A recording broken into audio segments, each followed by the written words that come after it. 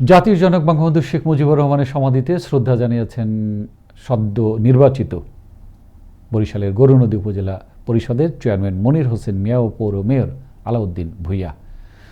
গরুনদী থেকে আওয়ামী লীগ ও সহযোগী সংগঠনের নেতাকর্মীদের নিয়ে গোপালগঞ্জের টুঙ্গিপাড়ায় জাতির পিতার সমাধিস্থলে পৌঁছে ফুল দিয়ে শ্রদ্ধা জানান তারা। শ্রদ্ধা নিবেদন শেষে বঙ্গবন্ধু সহ মহান মুক্তিযুদ্ধের শহীদদের রুহের মাগফিরাত কামনায় প্রার্থনা করেন তারা।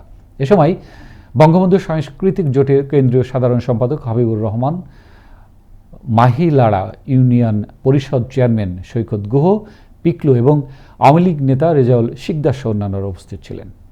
আজকে জনগণ তাদের ভোটের অধিকার প্রয়োগ করে তাদের মনোনীত চেয়ারম্যান এবং পৌর মেয়র, এই জন্য আমরা গৌনদী পৌরবাসীকে তথা গৌনদী উপজেলাবাসীকে আন্তরিকভাবে ধন্যবাদ জানাই।